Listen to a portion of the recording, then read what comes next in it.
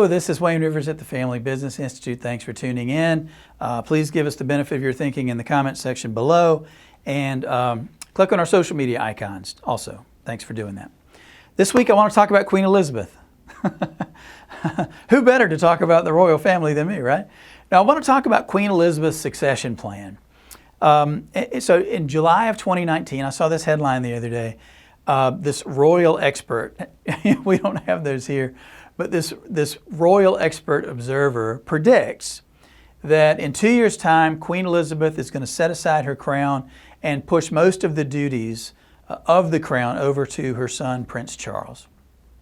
And so right away I thought, well, golly, how old is Queen Elizabeth? Well, she became queen in 1953 at age 21. In 2 years' time, she'll be 95 years old. So why is this worth a blog? Why am I wasting your time with something that seems rather frivolous? Well, what worked for the Queen of England is going to be a disaster for a family business leader if you hang on that long, and I'll talk more about that. So she'll be 95 years old in 2021. Her successor, her son, her child, will be 72. And the oldest boy, William, the son of Charles and Diana, you remember the baby pictures and all that when Charles and Diana were a young couple, he'll be almost 40 years old at the time, in 2 years, in 2021. So that timeline is a disaster for a family business leader. So having said that, when is the right time? Okay, when should you get really serious about your two succession plans, your ownership succession plan, but more importantly, your management succession plan? When should your next gen, family or non-family, when should they really be stepping up and beginning to lead the family business? All right, age 40 is your key.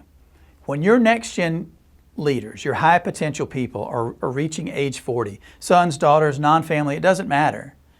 That's when the succession plan needs to kick in. Now, I'm not saying that the succession plan needs to trigger, that it needs to be completed when they're age 40. I mean, it really needs to be in motion by the time. They need to see a pathway but towards ownership and leadership by the time they're 40. And that would put the senior leaders around 65 or 70.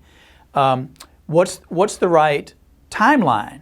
How long does it take to do a really super effective succession plan? And for us, 7 to 10 years. 7 to 10 years is the right time. So if you're 65, maybe the plan begins at 65, culminates at 75. By then, you're completely out of both ownership and leadership, perhaps.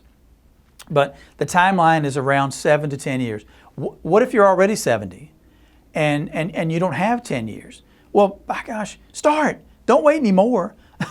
Your next gen leaders are already 40, maybe even older than that. You're not doing them any favors. And in today's competitive world, some of those people they could leave you and go to the competition if they don't see a pathway towards more responsibility at the very least, and maybe even ownership at some point in the future. One of our enlightened facilitators, Doug McWright, is working with a super enlightened client. And they're pushing the ownership opportunities in their company down not to the 40-year-olds and the 50-year-olds. They're pushing ownership opportunities down for super high potential 30-year-olds and 35-year-olds. And that I think you'll see more of in the future as people want more and more a piece of the action and the ability to control the destiny of the company, not just, or at least have input into the destiny of the company, not just be workers who can get a 5% raise or a 2% raise or whatever it is every year. What if you don't have any 40-year-olds in your organization? Well, by gosh, you better go out and get some. Because the only way to create succession in a small business, a family business, a construction company, is to have people. Every industry, I don't care if you're in the IT business, every industry is still about people. We all have powerful computers and devices and maybe even artificial intelligence, but you still have to have people to make all that stuff work and to provide direction, for the brain and the heart. So age 95 might be perfect for the English royal family. That may be just what the doctor ordered. For you, for 99.9% of you, waiting to do your succession planning that long is going to be a disaster and maybe even a business killer. This is Wayne Rivers at the Family Business Institute. I'd love to have your comments. Thank you.